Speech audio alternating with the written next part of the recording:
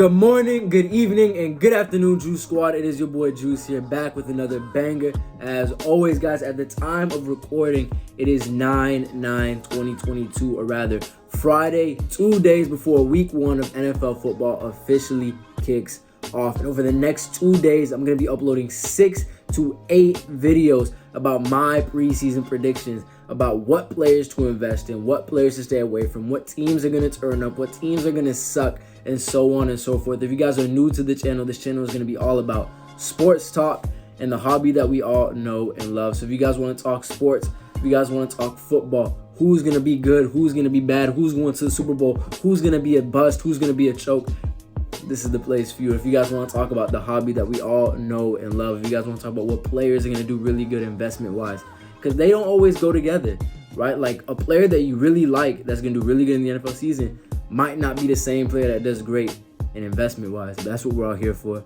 So if that interests you, please consider liking and subscribing down below. But let's hop into today's video.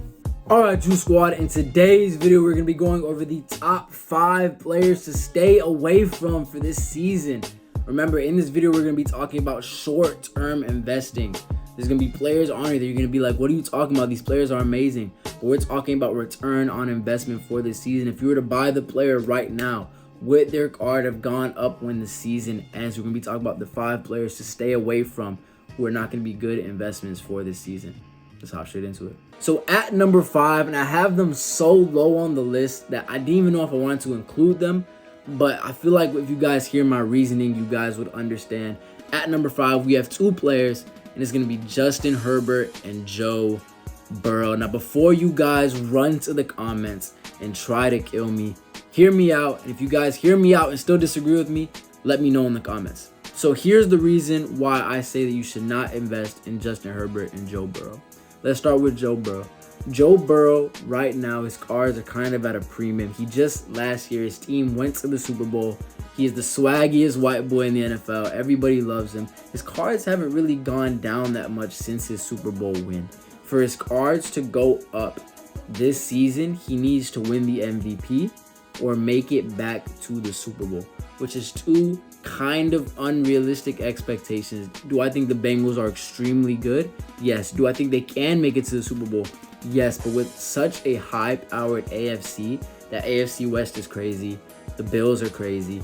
There's too many good teams in the AFC to put all your bread into that basket. And since his cards are so high, you would need Joe Burrow to make it back to the Super Bowl to see them actually really go up, right? Or make a deep playoff run, which is possible, but it's not going to give you the most return on investment. Now let's talk about Justin Herbert.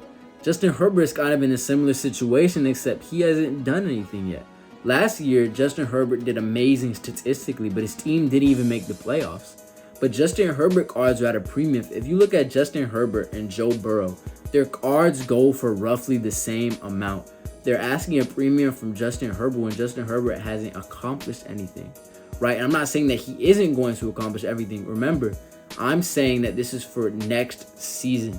I think that Justin Herbert and Joe Burrow are on the top of my list for long-term investment. Like, I think these 2 are going to be the faces of the league in a few years. I think they're going to be the next Patrick Mahomes and Josh Allen, right? I think that these 2 are going to be dueling it out to be best quarterback in the league. But right now, for the season that's coming up, if you were to buy their cards today, would they go up a crazy amount? I don't think so. For Justin Herbert's cards to go up, for his premium that everybody's asking, he needs to win MVP or go to the Super Bowl. And I see that less likely for the Chargers than the Cincinnati Bengals. Truthfully, I think MVP is possible, but I feel like for the prices of his cards, you're putting too much into one basket. So that's my reason. I kind of didn't want them on the list, but after really thinking about it, that's why I have them here. I understand if you disagree, but that's the only reason they're here. Everybody else is going to make sense. These 2 I just have in the sense of if you're new into investing, I think it's too much risk to reward. But if you want to do it for a long-term investment, then I completely understand. Let's go on to number 4. Back to regularly scheduled programming. At number 4, we have Mac Jones. So here's my thing with Mac Jones. Do I think Mac Jones is an amazing quarterback? Yes, I watched him at Bama as a Georgia fan. It hurts. It hurts. All these Bama quarterbacks hurt my heart. So Mac Jones, I think he's an amazing quarterback. I just don't think the New England Patriots right now are an organization to succeed. They don't have a star receiver. Their defense is lackluster. Their O-line is lackluster. Their schedule is pretty hard because they're in that AFC. They have to verse the Dolphins twice. They have to verse the Bills twice. The Jets, I think, are going to be a problem. Not a major problem. They're going to be a problem. I just don't see Mac Jones doing anything. I don't see the Patriots making the playoffs. I don't see the Patriots making any noise in the regular season. I just think the Patriots are just that average team. That team that finishes 7-10. That team that finishes 8-9. I just don't see them, especially with such a stacked AFC. AFC West, I think all 4 of those teams are making the playoffs, if not 3. I think the Bills are making the playoffs. I think the Dolphins are making the playoffs. That's 5 out of the 7, right? I think there's 8 now. The Patriots just aren't going to do it. And I feel bad for him because Mac Jones is an amazing player. The organization that he's in just doesn't help him out. And I think that they've actually hurt him a little bit. I don't know what Bill Belichick's doing. I think he's still an amazing coach. Was it Tom Brady doing everything the whole time? We may never know, but let's hop into number 3. At number 3, we have Deshaun Watson. Now, I really don't know how to really feel about this or think about this because I think Deshaun Watson is a great athlete. I just think there's too much floating around his name for this upcoming season to be a good investment. I don't know if he's playing this season. I think his initial thing was 6 games, and they got moved to 12 games or 11 games or something like that. So he won't be coming into the season until the end of the year, right? With 7 games left on the schedule, right? And unless the Browns quarterback, whoever is stepping in at the time, is going to step up and put Cleveland in a situation to where Deshaun Watson can still take them to the playoffs, I just don't think Deshaun Watson's cards go up. And it's just for the simple fact that if the Browns don't make the playoffs, Deshaun Watson can't play long enough for an MVP season. Or if he even plays at all, I think you're putting a lot of bread and a lot of your eggs into one basket that might not even be there. Right? For a lot of people that invested heavy when Deshaun got traded over, you're supposed to play at the beginning of the season. Then that turned into a suspension. And then that turned into a bigger suspension. And now it's still even talks of a bigger suspension. So I'm not sure if he's even going to play this season. I definitely think he is going to. I definitely think he's going to get in week 11, week 12. We don't even know if this man's in NFL ready shape. There's just too many question marks. I think that if everything happens perfectly, I don't know.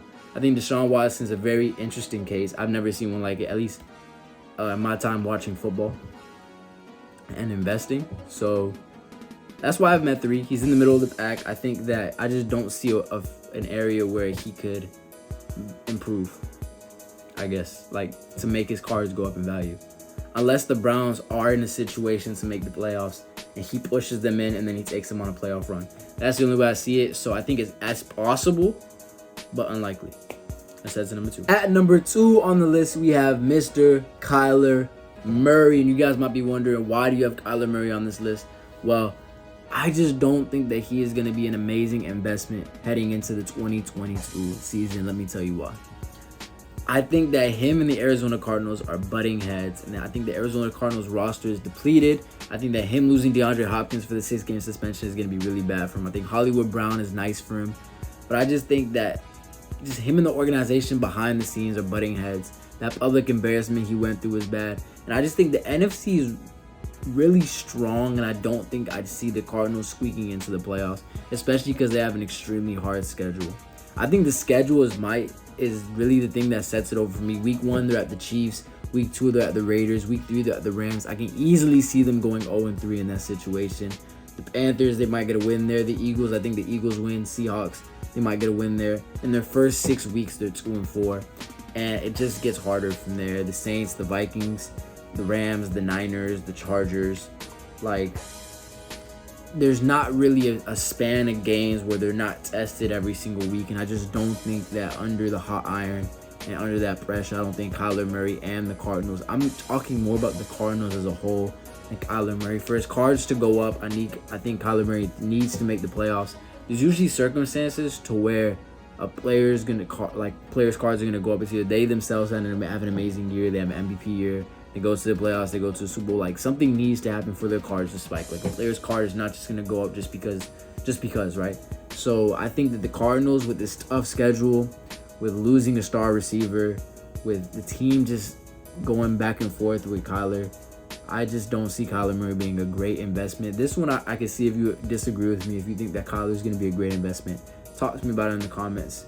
But let's move on to number 1. All right, guys, we have made it to the last pick on this list. And if you guys have made it this far, please consider hitting that like and subscribe button down below. And let me know in the comments, who do you guys think is the worst investment for the 2022 season? Remember, the worst investment does not mean that they're bad players by any means. Worst investment just means that the situation that they're in is not ideal for making money for this 2022 season. Let me know in the comments down below what your guys' pick is, and let me know what team do you guys think is going to win the Super Bowl this year. Without further ado, let's hop into number 1. And at number 1, for the worst investment for the player to stay away from for the 2022 year is going to be Justin Fields of the Chicago Bears. Let's talk about it. So I believe that Justin Fields is going to be the worst investment of 2022, not because of anything against Justin Fields. I actually think that Justin Fields is one of the most talented quarterbacks out of the new quarterbacks that came out in the 2021 and 2022 class. I think that Justin Fields out of Ohio State is like that. I think as an athlete, put him in any other situation, he's like that. But he's a part of the dumpster fire Bears organization that have done nothing and absolutely nothing to help him. The Dolphins and the Eagles both showed that if you want to make your quarterback feel better, you're going to give them weapons. The Dolphins gave Tua Tyreek Hill. The Eagles gave Jalen A.J. Brown. The Bears have done nothing but take away from Justin Fields. The Bears are a bad organization that suffer from a hard-ish schedule, and I think that they're going to be the worst team in the NFL. It's going to be between them and the Texans. They're going to be the worst teams in the NFL this year. They start at the 49ers, they go to the Packers, and it's just bad. I think that Justin Fields, no matter how good he does, he's not going to have a line to block for them. He's barely going to have receivers to catch for him. It's going to be bad. The Bears defense is basically an all-you-can-eat buffet. I think that Justin Fields is just in a really bad organization, and he's one of those athletes that, just like Matthew Stafford was a few years ago. I think Matthew Stafford is way more talented. Don't think I'm comparing them like apples to apples, but I think it's a similar situation where if you take him out of Chicago, he might be able to make a little noise somewhere else. But I just think as a Chicago Bear, the team has done absolutely nothing for him, and I think in the future, if they want to keep him or want to become better as an organization, they need to take steps in protecting him, and they need to take steps in giving him weapons. But if you guys enjoyed the video, please like and subscribe down below. I love you guys so much. God first, God bless as always. Check out the other videos. Peace out, Juice Squad.